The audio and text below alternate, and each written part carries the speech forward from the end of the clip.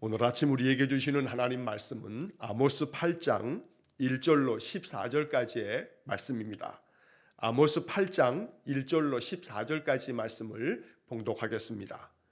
주 여호와께서 내게 이와 같이 보이셨느니라. 보라, 여름과일 한 광주리이니라. 그가 말씀하시되 아모스야, 내가 무엇을 보느냐? 내가 이르되 여름과일 한 광주리니이다 하매 여호와께서 내게 이르시되 내 백성 이스라엘의 끝이 이르렀은즉 내가 다시는 그를 용서하지 아니하리니 그날의 궁전의 노래가 애곡으로 변할 것이며 곳곳에 시체가 많아서 사람이 잠잠히 그 시체들을 내어 버리리라. 주 여호와의 말씀이니라. 가난한 자를 삼키며 땅에 힘없는 자를 망하게 하려는 자들아, 이 말을 들으라. 너희가 이르기를 월삭이 언제 지나서 우리가 곡식을 팔며 안식일이 언제 지나서 우리가 밀을 내게 할꼬, 에바를 작게 하고 세계를 크게 하여 거짓 저울로 속이며 은으로 힘없는 자를 사며 신 한 켤레로 가난한 자를 사며 찌꺼기 밀을 팔자 하는도다. 여호와께서 야곱의 영광을 두고 맹세하시되 내가 그들의 모든 행위를 절대로 잊지 아니하리라 하셨나니 이로 말미암아 땅이 떨지 않겠으며 그 가운데 모든 주민이 애통하지 않겠느냐. 온 땅이 강에 넘침같이 솟아오르며 애굽강같이 뛰놀다가 낮아지리라. 주 여호와의 말씀이니라. 그날에 내가 해를 대낮에 지게 하여 백주의 땅을 캄캄하게 하며 너희 절기를 애통으로 너희 모든 노래를 애곡으로 변하게 하며 모든 사람에게 굵은 배로 허리를 동이게 하며 모든 머리를 대머리가 되게 하며 독자의 죽음으로 말미암아 애통하듯 하게 하며 결국은 곤고한 날과 같게 하리라. 주 여호와의 말씀이니라. 보라, 날이 이를지라. 내가 기근을 땅에 보내리니 양식이 없어 주림이 아니며 물이 없어 가람이 아니요 여호와의 말씀을 듣지 못한 기갈이라. 사람이 이 바다에서 저 바다까지 북쪽에서 동쪽까지 비틀거리며 여호와의 말씀을 구하려고 돌아다녀도 얻지 못하리니 그날의 아름다운 처녀와 젊은 남자가 다 갈아여 쓰러지리라. 사마리아의 죄된 우상을 두고 맹세하여 이르기를 다나 내 신들이 살아있음을 두고 맹세하노라 하거나 부엘세바가 위하는 것이 살아있음을 두고 맹세하노라 하는 사람은 엎드러지고 다시 일어나지 못하리라. 아멘. 자, 아모스 8장의 이야기는 이제 아모스 선지자에게 하나님께서 5가지 환상을 보여주시면서 하나님의 말씀을 선지자에게 전하셨는데 우리가 7장 앞에서 3가지의 환상을 이미 앞에서 보았고 이제 이 8장 1절로 3절까지의 말씀에서 4번째 환상의 이야기가 나오게 됩니다. 그리고 4절 이하에서는 이 4번째 환상 이야기를 통해서 하나님께서 심판하실 끝이 다가왔다 라고 말씀하시며 그날에 너희들은 애통하게 될 거다, 또 통곡하면서 눈물 흘리게 될 거다 라고 하는 그런 이야기들로 하나님의 심판이 이제 멀지 않았음을 다시 한번 강조하면서 말씀하고 계십니다. 자, 오늘 본문의 말씀을 통해서도 하나님께서 이스라엘 백성들에게 뭘 바라셨는가, 하나님이 원하시는 것이 무엇이었을까 라고 하는 것을 우리가 생각하면서 이 말씀을 묵상하면 좋겠습니다. 자, 먼저 4번째 환상 이야기 1절부터 3절까지의 말씀을 보면 여름 과일 한 광주리를 보게 되는 그런 환상이 나옵니다. 1절 말씀에 주 여호와께서 내게 이와 같이 보이셨느니라. 7장 1절부터 그 환상의 내용들을 살피면서도 말씀드렸지만 다시 한번 여기 1절 말씀에서 우리가 묵상하며 기도하는 것은 주 여호와께서 내게 이와 같이 보이셨느니라. 하나님이 보여주실 때야 비로소 우리가 보게 됩니다. 우리가 이것을 일컬어 계시라고 말합니다. 계시라고 하는 말은 우리가 신약 성경의 맨 마지막 책도 제목이 요한계시록이라고 되어 있습니다만 그 제목은 하나님께서 요한에게 보여주신 것을 기록한 것, 이게 요한계시록입니다. 계시라고 하는 이 말은 무언가가 가리워져 있고 덮여져 있는데 그 덮여져 있는 것들을 벗겨냄으로써 감추어져 있었던 것들이 드러나는 것, 그래서 어떤 덮개를 들추어냄으로써 그 안에 덮어두었던 것들이 바깥으로 드러나는 것, 그래서 보여지고 알려지는 것, 이게 바로 계시입니다. 그래서 하나님께서 하나님의 뜻을 이제 말씀해 주심으로 하나님의 뜻이 드러나고 하나님이 말씀하시고자 하는 것이 나타나는 것, 이것을 계시라고 말한다는 겁니다. 자, 그래서 주 여호와께서 내게 이와 같이 보이셨다, 보여주셨다, 하나님이 나에게 계시하여 주셨다라고 하는 그런 뜻입니다. 그러므로 우리는 1절 말씀을 읽으면서도 기도합니다. 하나님, 나에게 보여주십시오. 내가 보는 것들을 통해서도 하나님의 뜻을 알게 해 주십시오. 당연히 눈을 뜨면 많은 것이 저절로 눈에 보여지게 됩니다. 그러나 그 속에 담겨져 있는 하나님의 손길, 이런 여러 가지 것들을 바라보면서도 내 마음 가운데 다가오는 하나님의 음성, 이것이 느껴진다면 그게 바로 계시의 은혜가 있다는 것입니다. 그러므로 하나님, 나에게 보여주십시오. 나에게 느끼게 해주십시오 라고 하는 기도를 통해서 우리의 영성이 하나님께서 세미하게 내게 다가오셔서 말씀하시는 것, 보여주시는 것들이 깨달아지는 그런 은혜가 있기를 간절히 축원합니다. 자, 하나님께서는 아모스 선지자에게 과일을 보여주십니다. 여름 과일을 보여주시는데 아주 많이 풍성하게 한 광주리에 이 여름 과일이 가득 담겨져 있습니다. 그리고 하나님께서 아모스에게 말씀합니다. 네가 무엇을 보느냐? 아모스는 여름 과일 한 광주리가 보입니다 하고 대답합니다. 자, 그런데 그 이야기가 있자마자 하나님께서 이렇게 말씀하십니다. 내 백성 이스라엘의 끝이 이르렀은즉 내가 다시는 그들을 용서하지 아니하리니 그날의 궁전의 노래가 애곡으로 변할 것이며 곳곳에 시체가 많아서 사람이 잠잠히 그 시체를 내어버리리라. 자, 여름 과일 한 광주리를 보여주시면서 너 뭘 보느냐 했을 때 여름 과일입니다 라고 대답하자 그 하나님 덧붙이는 말씀은 내 백성 이스라엘의 끝이 이르렀다 라고 이렇게 말씀합니다. 자, 여기에는 문학적인 표현법이 이 속에 담겨져 있습니다. 무슨 말이냐면 우리가 흔히 이것을 언어의 유희라고 이렇게 말을 하는데 어떤 단어들, 우리가 사용하는 이 단어 하나하나를 비슷한 소리가 나는 단어를 사용해서 그 뜻하는 바를 전하고자 하는 바가 여기에 담겨 있는 겁니다. 왜냐하면 여름 과일이라고 이렇게 우리는 우리말로 번역이 되어 있습니다만 여름 과일이라고 하는 이 단어를 히브리어 성경에서 보면 카이츠라고 이렇게 그런 단어로 써 있습니다. 카이츠. 자, 그런데 여름 과일이라고 하는 이 단어는 카이츠인데 하나님께서 여름 과일을 보여주시면서 네가 뭘 보느냐? 카이츠를 봅니다. 여름 과일을 봅니다 라고 할 때 하나님께서 언어의 유의로 뭐라고 말씀하시냐 하면 내 백성 이스라엘의 끝이 이르렀다 라고 말합니다. 여기서 끝이라고 하는 단어는 캐츠입니다.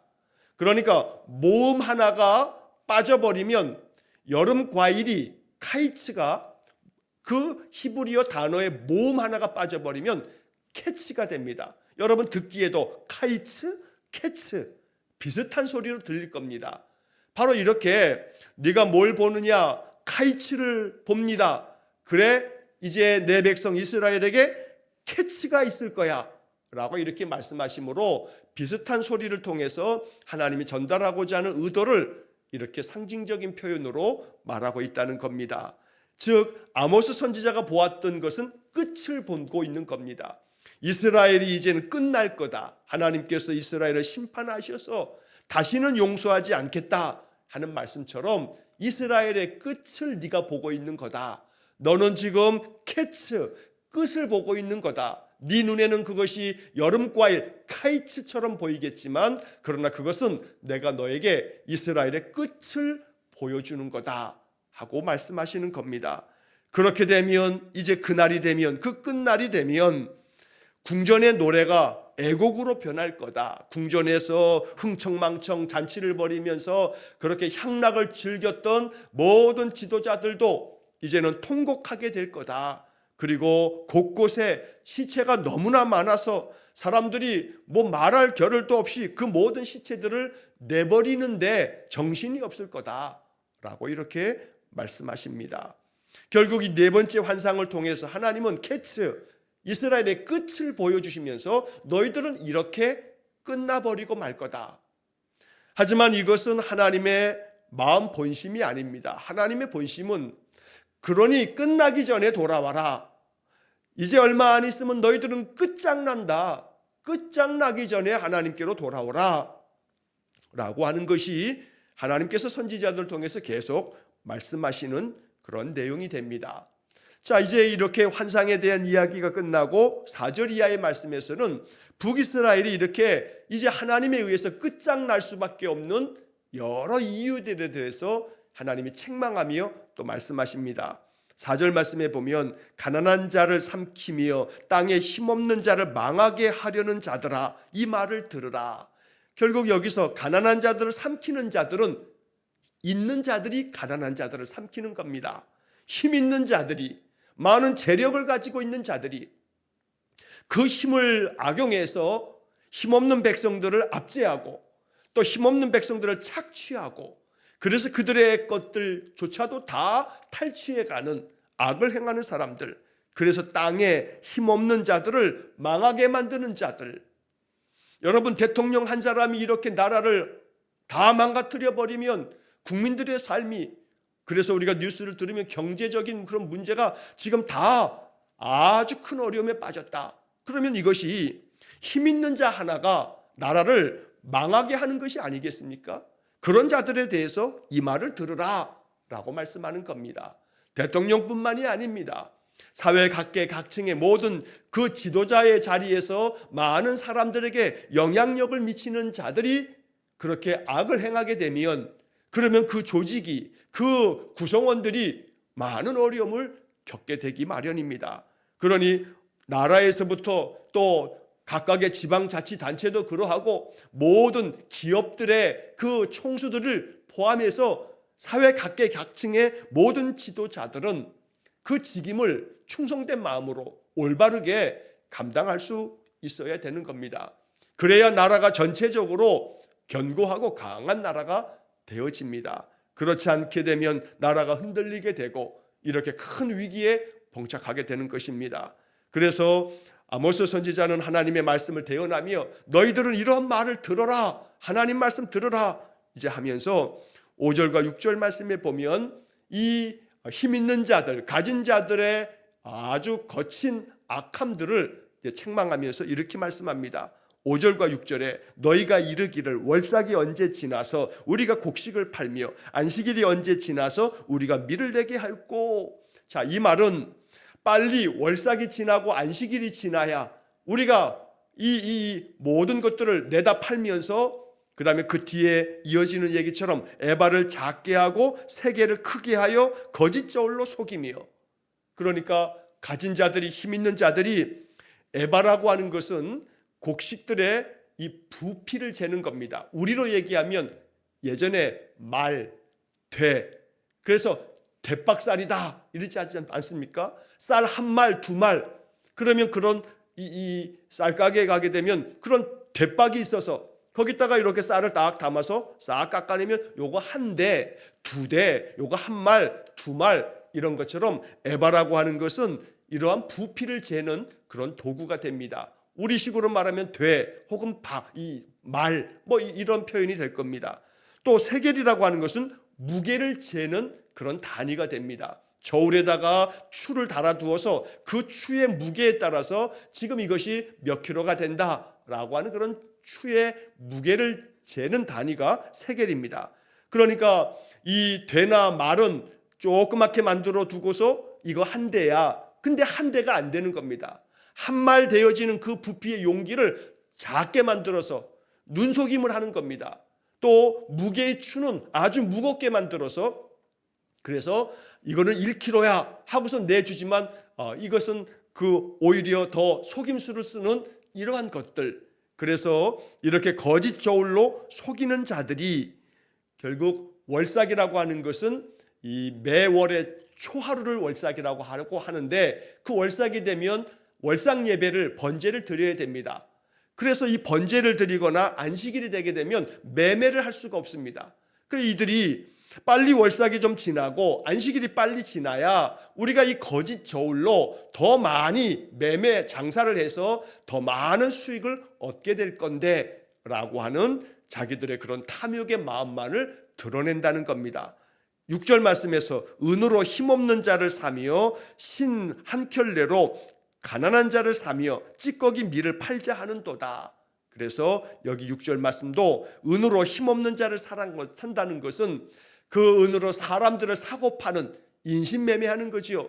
종들을 사고 팔고 그러면서 신 한 켤레 얼마 값도 나가지 않은 것들을 가지고서 전당 잡으면서 가난한 자들을 그들의 종으로 삼으면서 또 찌꺼기 밀 팔기도 어려운 그 찌꺼기들조차도 이것을 내다 파는 그런 악행을 저지르는, 어찌 보면 경제적인 그러한 문제에 있어서 부조리를 행하고 악을 행하는 그런 자들이 이 말씀의 대상이 되는 거고 그들에 대한 책망의 말씀을 선포하고 계시는 겁니다.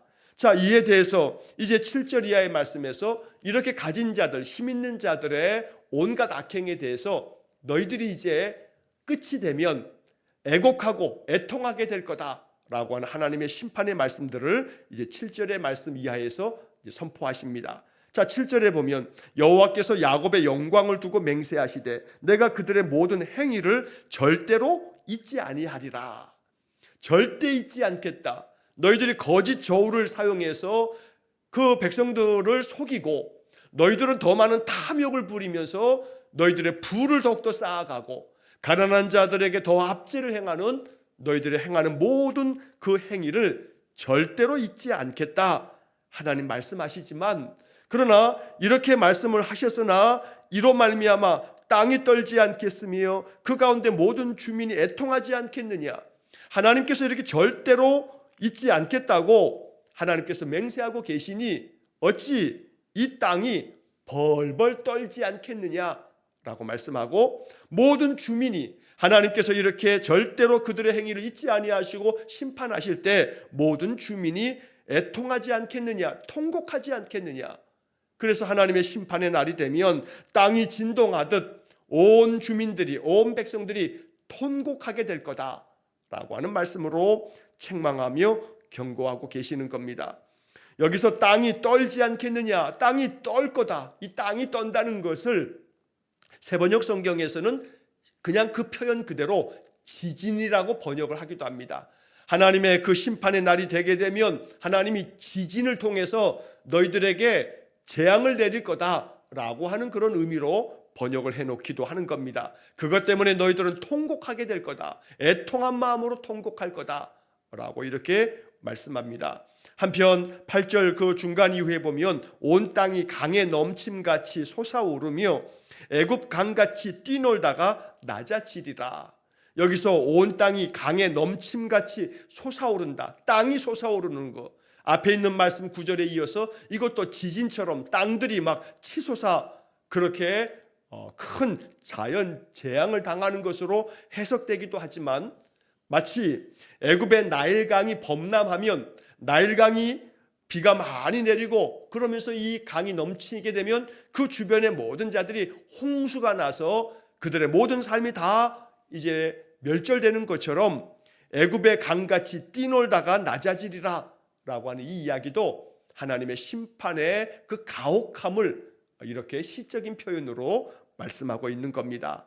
자, 이에 대해서 또 9절과 10절 말씀에서도 계속해서 하나님의 그 심판의 날이 이렇게 될 거다라고 하는 그런 비유적인 표현을 쓰는데, 9절에서 주 여호와의 말씀이니라. 그날에, 하나님의 심판하시는 그날에 이스라엘의 끝이라고 말하셨던 그 끝날이 되면 내가 해를 대낮에 지게 하여 백주에 땅을 캄캄하게 하며, 대낮인데도 불구하고 해가 그냥 져버림으로써 온 세상이 깜깜해질 것이라고 말씀합니다. 이 말은 결국 비유적으로 이렇게 쓰고 있습니다만 너희들의 모든 삶이 이제 앞이 캄캄하다라고 이렇게 말하는 것처럼 너희들의 앞날에 희망이 없을 거다, 더 이상 살 희망이 아무것도 없게 될 거다라고 하는 것을 이렇게 캄캄하게 된다 하는 표현으로 비유적으로 이야기하는 겁니다. 10절에 너희 절기를 애통으로 너희 모든 노래를 애곡으로 변하게 하며, 절기라고 하는 것은 하나님 앞에서 이스라엘 백성들이 지켜야 할 그런 명절들, 유월절과 오순절과 장막절과 이런 많은 절기들을 말하는데, 이때는 잔치날입니다. 축제의 날입니다. 그런데 하나님 앞에서 예배드리고 그 잔치를 벌여야 할 바로 그 절기에 너희들은 애통하게 될 거다. 너희들이 즐겁게 하나님을 찬양하며 불렀던 노래는 오히려 통곡 소리가 되고 애곡 소리가 될 거다 라고 말씀하면서, 모든 사람에게 굵은 배로 허리를 동이게 하며 모든 머리를 대머리가 되게 하며, 여기서 모든 사람이 굵은 배로 허리를 동이는 것은 어떤 비참한 일을 겪게 됐을 때 자신들의 애통한 마음을 표현하기 위해서 굵은 배로 하얗게 자기 몸을 칭칭 감고, 또 그 더 괴로운 마음을 표현하기 위해서 자기의 머리카락과 눈썹과 모든 몸에서 나는 그런 털들을 다 깎아버리면서 자신의 그 괴로움을 토로하는 그러한 고대 세계의 그런 관습들을 얘기하고 있는 겁니다. 그래서 자기의 모든 머리들을 다 깎아버리면서 내가 이렇게 비참하고 괴롭습니다 라고 하는 그런 자신의 괴로움들에 대한 탄식을 하게 될 거고, 독자의 죽음으로 말미암아 애통하듯 하게 하며, 자식이 하나밖에 없는데도 불구하고 그 자식도 결국 죽음을 맞이하게 되는 심판을 당하게 될 거다. 그래서 마지막 10절의 마지막 끝의 결론은 결국은 곤고한 날과 같게 하리라. 너희들 이스라엘의 끝날이 되면 너희들의 모든 인생은 매우 괴로운 곤고한 날이 돼버릴 거다. 그러니 돌아와라. 그러니 모든 죄악된 것을 멈추고 하나님께로 돌아와라. 이것만이 살 길이다 라고 하는 것이 아모스 선지자의 계속되어지는 외침입니다. 아모스 선지자가 사역하는 내내 결국 선지자의 외침은 바로 이러한 주제를 담고 있지만 이스라엘은 듣지 않습니다. 아모스 선지자의 이야기도 듣지 아니하고 이어지는 호세아 선지자의 말씀도 듣지 않습니다. 그러다가 망했던 것입니다. 그러므로 오늘 이 선지서들의 이야기를 통해서 우리는 계속해서 경고의 말씀으로 들을 줄 알아야 합니다.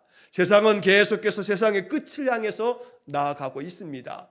그러므로 끝날이 있음을 기억하는 것이야말로 믿음의 사람들에게 있어서 대단히 중요한 신앙적인 자세가 될 것입니다. 세상 끝날도 하나님이 정하셨고 그날을 향해서 세상은 지금 나아가고 있는 것입니다.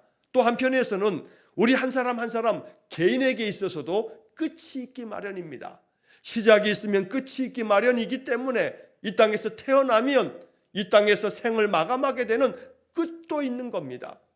그러므로 우리는 모든 삶이 끝을 향해서 지금 나아가고 있는데 그 끝날이 심판의 날이나 애곡하고 애통한 날이 아니라 기쁨으로 찬양하며 하나님 앞에 노래하는 날이 되어지려면 그 끝날이 이르기 전에 하나님의 뜻을 받들어서 이 땅에서 진실한 마음으로 하나님 백성으로서의 참된 길을 걸어가면서 살아가는 것, 이것이 바로 아모스 8장을 통해서 끝날이 되기 전에 하나님의 뜻대로 인생을 살아가라 라고 하는 말씀을 우리가 듣게 된다는 겁니다.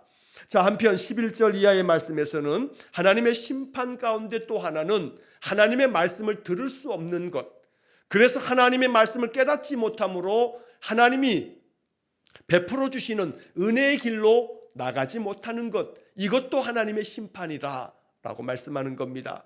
자, 그래서 11절에 주 여호와의 말씀이니라. 보라, 날이 이를지라. 하나님의 그 끝날이 반드시 이르게 될 거다 하시면서 내가 기근을 땅에 보내리니 양식이 없어 주림이 아니며 물이 없어 가람이 아니요 여호와의 말씀을 듣지 못한 기갈이라. 물론 표현상으로 보면 내가 기근을 땅에 보내겠다, 가뭄이 들어서 먹을 것이 하나도 없도록 내가 이 땅에 기근을 내리겠다 말씀하십니다. 그러면 당연히 이 말이 기근이 됐으니까 먹을 것이 하나도 없게 되면 양식이 없어서 굶주리게 됩니다.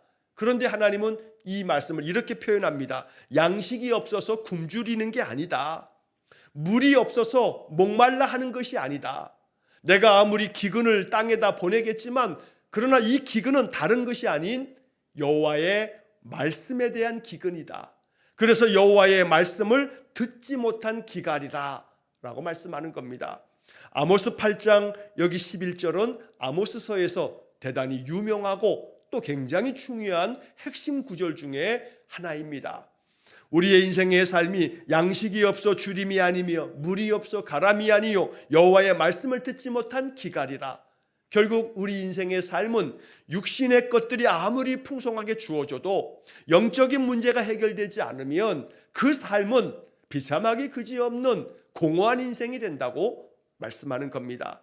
여호와의 말씀을 듣고 여호와의 말씀으로 감동되고 여호와의 말씀 속에서 지혜를 얻고 용기를 얻으면서 인생을 살아간다면 설사 양식이 없고 물이 없어서 육체적인 삶에서 결핍 때문에 힘들고 어려움이 있다 할지라도 여호와의 말씀이 내 안에서 충만해지면 그런 모든 것들은 능히 잘 감당하고 견디고 이겨낼 수 있다라고 말씀하는 겁니다. 그러므로 양식의 문제가 아니라는 겁니다.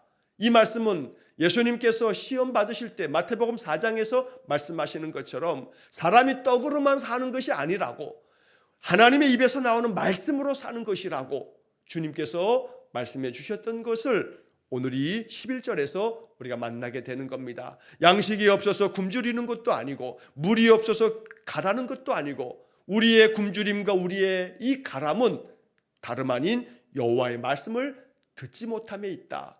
아니 여호와의 말씀을 듣지 못함이 아니라 더 정확하게 얘기하면 여호와의 말씀을 듣지 않으려고 거부하는 것이 너희들의 인생의 기근이 될 거다라고 말씀하는 겁니다.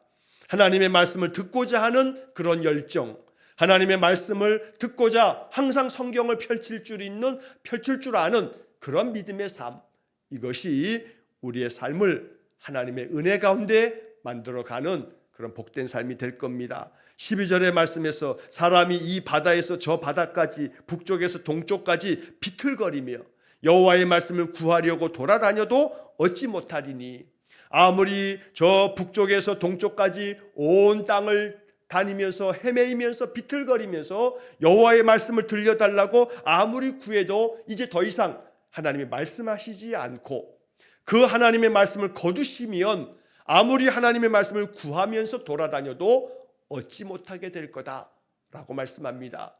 이러한 말씀들을 통해서 하나님은 이제 북이스라엘이 마지막 끝날이 되면 하나님의 말씀을 하나님께서 이제는 끝내시고 그들을 이제는 심판하심으로 끝내버리겠다라고 하는 하나님의 심판의 확고함을 이렇게 말씀하는 겁니다. 13절에 그날의 아름다운 처녀와 젊은 남자가 다 갈아여 쓰러지리라. 14절 사마리아에 죄된 우상을 두고 맹세하여 이르기를 다나 내 신들이 살아있음을 두고 맹세하노라 하거나 부엘세바가 위하는 것이 살아있음을 두고 맹세하노라 하는 사람은 엎드러지고 다시 일어나지 못하리라. 자, 여기 14절에서 다나라고 했는데 이 단이라고 하는 것은 이스라엘의 맨 북쪽에 있는 성읍입니다.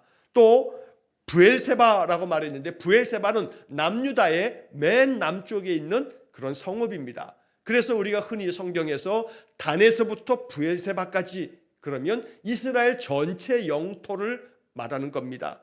그런데 북쪽의 북이스라엘은 저 단에다가 또 혹은 베델에다가 저들의 우상을 만들어 두고 그 우상 앞에서 맹세하는 그런 자들, 이런 우상들에게 당신이 우리의 신이다 라고 하면서 금송아지도 만들어 두고 바알도 만들어 두고 온갖 우상들을 만들어 두면서 그 앞에서 맹세하는 자들, 또 저 남쪽의 남유다도 역시 마찬가지로 부엘세바에다가 온갖 우상들을 만들어 두고 여기서 우상들이 살아있다 라고 이렇게 맹세하는 자들, 이런 모든 자들이 다 엎드러지고 다시 일어나지 못하리라 라고 하나님께서 이제 그 끝날이 되면 내가 이렇게 너희들을 심판할 거다라고 말씀하시는 겁니다.